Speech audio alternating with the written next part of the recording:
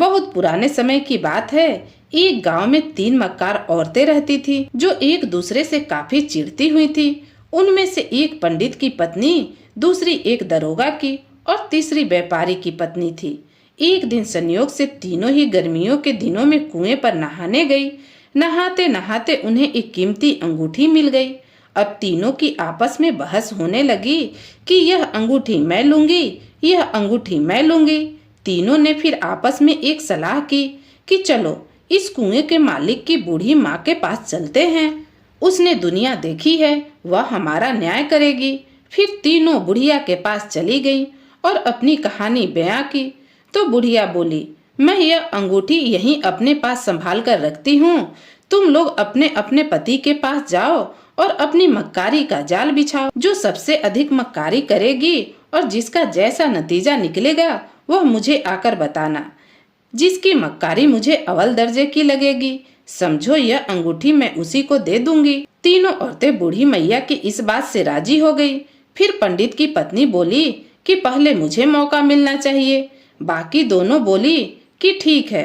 पंडित का एक बड़ा ही खास मित्र था। दोनों आपस में हर काम को एक दूसरे की सलाह करके किया करते। पंडित को उसके मित्र पर पूरा विश्वास था कि अब पंडित की पत्नी सीधे पंडित के मित्र के पास गई और सारी कहानी बताई और कहा, मैं यह सब उस कीमती अंगूठी के लिए कर रही हूँ, आपको मेरा साथ देना होगा। पंडित का मित्र राजी हो गया। उसने पूछा कि क्या काम है, तो पंडित की पत्नी ने बताया कि सामने जो मंदिर है जिसमें मेरे पति बैठे हैं, इसके और मेरे घर के बीच रातों रात सुरंग खुदवा दो, जो भी खर्चा होगा मैं दे दूंगी। पंडित के मित्र ने सुरंग खुदवा दी। फिर पंडित के मित्र को उसकी पत्नी ने ही बताया कि आगे क्या करना है। उसने कहा कि तुम दूल्हे बनकर मंदिर में आ जाना और उधर एक तरफ से मैं आ जाऊंगी। फिर तुम पंडित को बुलाना और कहना कि मेरी शादी है, मंत्र पढ़ना है। सुबह पंडित का मित्र पंडित के पास पहुंचा और कहा, जल्दी से मंदिर चलो, मेरी शादी है जिसमें तुम्हें मंत्र पढ़ने हैं। पहले तो पंडित हंसा, फिर बोला, मैंने तुम्हें कितनी बार कहा था कि उम्र रहते शादी कर लो, तब तो तुमने नहीं की। खैर चलो, कोई बात नहीं, तुम्हें अब तो अकल आई तो अभी सही। पंडित अपनी पोथी पत्रे लेकर मंदिर की तरफ चल पड़ा। उधर पंडित की पत्नी ने शादी के लिए भारी जोड़ा पहना और सुरंग के रास्ते से मंदिर में पंडित से पहले ही पहुंच गई। थोड़ी देर में पंडित और उसका मित्र भी वहां पहुंच गए। पंडित ने जब अपनी पत्नी को दुल्हन के कपड़ों में देखा तो हक्का बक्का रह गया। वह सोचने लगा कि हे भगवान, यह तो मेरी पत्नी है, अब क्या करूं। तब उसका मित्र बोला, पंडित जी जल्दी करो, शुभ मुहूर्त निकला जा रहा। पंडित जी तो पहले से ही परेशान थे कि यह मेरी पत्नी है या कोई और, हम सकल औरत है। फिर उन्हें ख्याल आया, एक बार चलकर घर पर देखूं तो सही कि मेरी पत्नी घर पर है या नहीं। फिर कहने लगे, थोड़ा रुको, मैं तुम्हारी कुंडली तो मिलाना भूल ही गया और मुझे घर से एक जरूरी किताब भी लेकर आनी है। यह कहकर पंडित जी जल्दी से घर आए तो उनकी पत्नी पहले से ही सुरंग के रास्ते घर पहुंच गई और पलंग पर इस तरह पड़ी रही जैसे नींद में हो। पंडित ने दरवाजा खोला तो उसकी पत्नी अंदर से बोली कि कौन है, सोने भी नहीं देते ढंग से, अभी तो दवाई ली थी। फिर पंडित बोला, मैं हूँ पंडिताइन, अब तुम्हारी तबीयत कैसी है। उसकी पत्नी बोली, अब थोड़ा आराम है। अपना शक मार कर पंडित फिर मंदिर पहुंच गया तो उन्होंने देखा कि दुल्हन तो मौजूद है। फिर पंडित ने बड़े ही ध्यान से देखा और सोचने लगा। तब दुल्हन बोली, आप मुझे घूर क्यों रहे हो, अगर मंत्र पढ़ने हैं तो पढ़ो, नहीं तो हम किसी दूसरे पंडित को बुला लेंगे। यह आवाज सुनते ही पंडित का शक और भी बढ़ गया, मगर करे तो क्या करे। एक तरफ उसका फर्ज था, दूसरी तरफ मित्र का ख्याल भी था। फिर उसने मंत्र पढ़ने शुरू किए कि पंडित की नजर दुल्हन के चेहरे पर बने एक मस्से पर पड़ी। अब उसे यकीन हो चुका था कि यह तो मेरी ही पत्नी है। पंडित ने सोचा, तो क्या बहाना बनाऊं अब घर जाने के लिए। फिर पंडित ने कहा, मेरा पेट खराब हो गया और अचानक से उठ खड़ा हुआ और किसी की भी सुने बिना घर की तरफ भाग खड़ा हुआ। वहां क्या देखता है कि उसकी पत्नी तो पलंग पर लेटी है और कोई किताब पढ़ रही है। उसे देखकर पंडित बोला हे भगवान, मैं तो पागल हो गया हूँ। यह मेरी पत्नी है या उस मंदिर में मेरी पत्नी है? ऐसे बड़बड़ाता देखकर उसकी पत्नी बोली, आज क्या हो गया है तुम्हें? आते हो और चले जाते हो और साथ में बड़बड़ा भी रहे हो। पंडित बोला, आज तक मुझे ऐसा मौका ना मिला था कि मैं किसी पर शक करूं, पर आज हो रहा है, वह भी तुम जैसी नेक और ईमानदार औरत पर। इतने में उसकी नजर पास में ही पड़े मेज पर रखे सेव पर पड़ी। पंडित ने आधा सेब काटकर अपनी पत्नी को दिया और आधा अपनी जेब में रख लिया और पत्नी से कहने लगा, तुझे सौगंध है मेरी, इस सेव के टुकड़े को 1 घंटे तक अपने हाथ में ही रखना। यह कहकर पंडित फिर भागते हुए मंदिर पहुंच गया। वहां जाकर देखता है कि दुल्हन आधा कटा सेब हाथ में लिए बैठी है। यह देखकर पंडित ने जल्दी से आधा सेब दुल्हन के हाथ से लिया और अपने पास रखे सेब से मिला लिया। दोनों टुकड़े तो बिल्कुल सही मिल गए। अब तो पंडित बिगड़ ही गया। अब उसका मित्र बोला, आप खुश नहीं हो रहे कि मेरी शादी हो रही? मैं किसी दूसरे पंडित को बुला लूं। अब पंडित ने सोचा कि मैं उल्टे सीधे मंत्र पढ़ देता हूँ। यदि यह दूसरे पंडित को बुला लेगा तो मेरा तो घर ही उजड़ जाएगा। फिर उसने मंत्र पढ़ने शुरू किए कि उसकी नजर दुल्हन के गले में पड़ी हार पर पड़ी। अब क्या था, पंडित फौरन उठ खड़ा हुआ और कहा, अरे यह तो मेरा हार है। तब दुल्हन बोली, तुम्हारा भी जवाब नहीं। पंडित जी, लग रहा है तुम्हारी आंखों में पानी उतर आया, जो तुम हर चीज को यूं घूर घूर देख रहे हो। मंत्र पढ़ने हैं तो पढ़ो, वरना यहाँ से चलते बनो।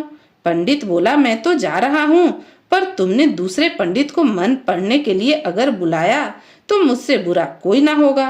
पंडित जल्दी से घर आया और देखा कि पत्नी वहीं हार पहने बैठी हुई है। वह बड़ा दुखी हुआ और फिर बड़बड़ाने लगा, हे भगवान, मेरे साथ यह क्या हो रहा? वो बड़े ध्यान से पत्नी के गले में पड़े हार को देखने लगा तो उसकी पत्नी बोली, क्या है जी, यह तुम्हारी आंखों में पानी उतर आया है, जो हर चीज को यूं घूर घूर कर देख रहे हो। यह बात सुनकर पंडित के तो होश ही उड़ गए, क्योंकि यही तो शब्द थे जो अभी कुछ देर पहले दुल्हन ने उससे कहे थे। फिर पंडित बोला, मैं तो पागल हो गया हूँ। उसकी पत्नी बोली, हाँ, तुम सचमुच में पागल हो गए हो और तुम्हारा दिमाग भी खराब हो गया है। अपने दिमाग का इलाज करवा लो, वरना मेरा जीना तो मुश्किल ही हो जाएगा। पंडित बोला, तुम ठीक कह रही हो, मैं अभी एक वैद्य के पास जाता हूँ। यह कहकर पंडित फिर मंदिर पहुँच गया। वहाँ उसका मित्र बोला, तुम तो कह रहे थे कि मैं अब नहीं आऊंगा, अब क्यों आ गए? पंडित बोला, तुमने सदा मेरा साथ दिया, दिल की गहराइयों से अपना मित्र माना है। भला मैं मंत्र नहीं पढ़ूंगा तो यह मुझे अच्छा नहीं लगेगा। तब दुल्हन बोली, पंडित जी, तुम्हारी आंखें खराब हो गई है या तुम्हारा दिमाग खराब हो गया? उसका इलाज करो, वरना तुम्हारी पत्नी का तो जीना दुश्वार हो जाएगा। दुल्हन की यह सब सुनकर पंडित जी आपे से बाहर हो गए और दुल्हन को एक जोरदार थप्पड़ जड़ दिया और फिर बड़बड़ाते हुए घर की तरफ चले गए। घर आकर उन्होंने देखा कि उसकी पत्नी अपने गाल पर लगे थप्पड़ को सहला रही है। पंडित ने थप्पड़ मारा था। अब तो पंडित को यकीन हो गया कि हो न हो यह मेरी पत्नी भूतनी है, जो मेरे घर में भी रहती है और मंदिर में भी रहती है। इस ख्याल से उसे ऐसा धक्का लगा कि वह लगा कि पागल ही हो जाएगा। जब उसकी पत्नी को ऐसा लगा कि उसकी मक्कारी की हद पार हो गई, तो उसने दरोगा और व्यापारी की पत्नियों को बुलाया और बुढ़िया के पास पहुंच गई और अपनी सारी कहानी बताई। बुढ़िया बोली, शाबाश बेटी, तुमने बड़ा ही अच्छा कारनामा किया।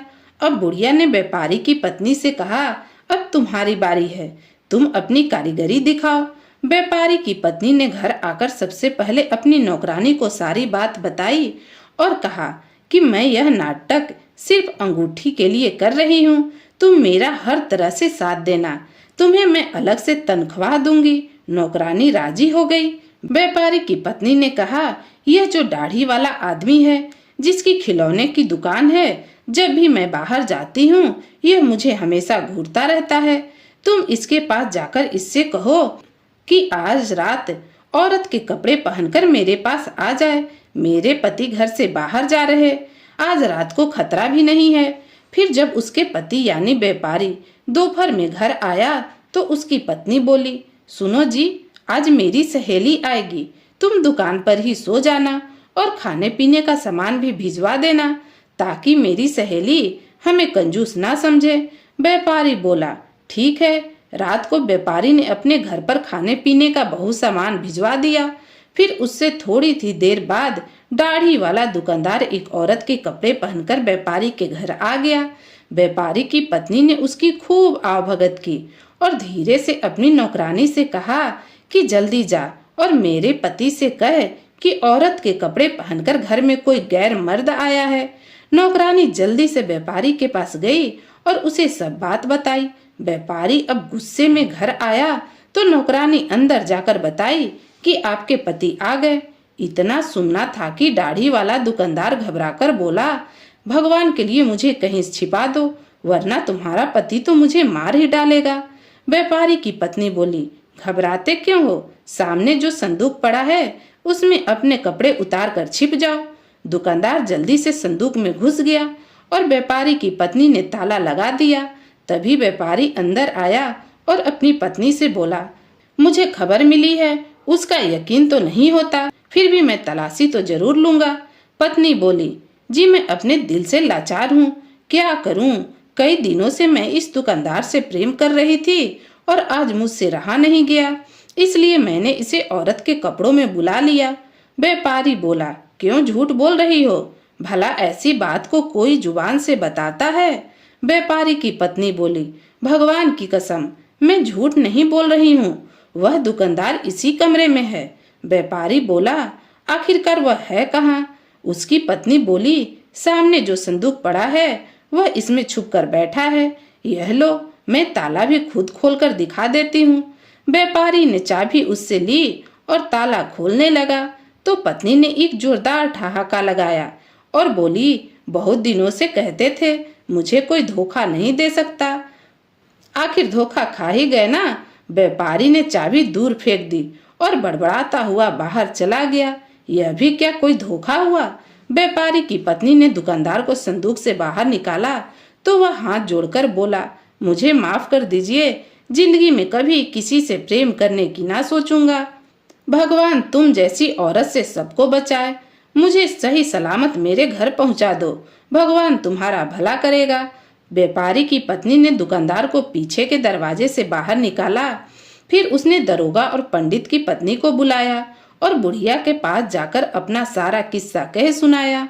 अब दरोगा की पत्नी की बारी थी। बुढ़िया उससे बोली, बेटी कोई कसर मत छोड़ना। दरोगा की पत्नी बोली, मैं कोई कसर नहीं छोड़ूंगी।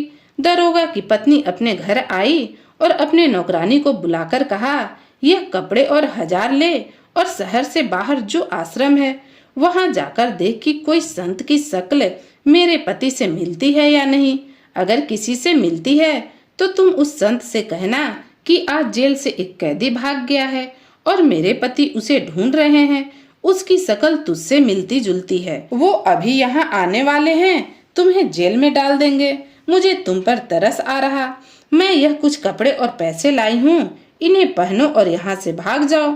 नौकरानी बोली, यह काम तो मैं चुटकी में कर दूंगी। नौकरानी आश्रम में गई और दरोगा की शक्ल से मिलती जुलती शक्ल वाले संत के पास जाकर सारी बात कही जो दरोगा की पत्नी ने उसे समझाई थी। संत घबराया, उसने नौकरानी के दिए कपड़े पहने और पैसे लेकर भाग गया। नौकरानी संत के कपड़े उठाकर घर ले आई और दरोगा की पत्नी को दे दिए। जब दरोगा घर आया तो उसकी पत्नी ने कहा, क्या आप हलवा खाएंगे? दरोगा बोला, क्यों नहीं। दरोगा की पत्नी ने सारा सामान रखा और हलवा पकाने लगी। जब हलवा थोड़ा पक गया तो दरोगा की पत्नी ने 1 चम्मच हलवे निकालकर उसमें थोड़ी सी अफीम मिला दी और अपने पति से बोली, देखो तो जरा कैसा बना है। दरोगा ने हलवा खाया तो बोला, थोड़ा कड़वा है। थोड़ी ही देर में दरोगा को गहरी नींद आ गई। दरोगा की पत्नी ने नौकरानी को कहकर उसके पति को बुलाया और कहा, दरोगा को संत वाले कपड़े पहना दो और उसकी दाढ़ी मूछें काट दो। नौकरानी के पति ने पैसे की लालच में सब कर दिया। फिर उसे आश्रम में रात के समय संतों के पास लेटा आया। सुबह दरोगा उठा तो उसने आवाज दी, जरा चाय तो देना। फिर ध्यान से देखा और अच्छी तरह उसकी नींद खुली तो वह एक खंडहर में लेटा पड़ा था। फिर वह उठा, मुंह धोया और घर आया। उसने दरवाजा खटखटाया तो नौकरानी ने पूछा, कौन है? दरोगा ने कहा, मैं हूँ, इस घर का मालिक। नौकरानी ने कहा, जाओ यहाँ से, अपनी मर्ज का इलाज कराओ। दरोगा ने सबको खूब समझाया पर किसी ने उसकी एक न सुनी। आखिर दरोगा भीख मांग कर गुजारा करने लगा। दरोगा के घर कोई पूछने आता तो जवाब मिलता, वे तो सख्त बीमार हैं। एक दिन दरोगा भीख मांगते मांगते अपने ही घर पहुंच गया तो उसको देखकर उसकी पत्नी को रहम आ गया। उसकी पत्नी ने पूछा, खाना खाओगे? दरोगा ने चौखट पर बैठकर खाना खाया और वहीं पर बेहोश हो गया। फिर उसे नौकरानी की मदद से अंदर पलंग पर लिटाया गया, उसका हुलिया ठीक कराया, कपड़े बदलवा कर फिर वो हलवा बनाने बैठ गई। तब दरोगा को थोड़ा थोड़ा होश आया तो उसकी पत्नी बोली, यह भी कोई सोना हुआ कि उठने का नाम ही नहीं। तब दरोगा बोला, तुम्हें क्या बताऊं कि आज मैंने कितना बड़ा सपना देखा। इसके बाद तीनों औरतें उस बुढ़िया के पास गई तो उन्हें पता चला कि बुढ़िया तो अंगूठी लेकर 1 महीने पहले ही वहां से भाग गई।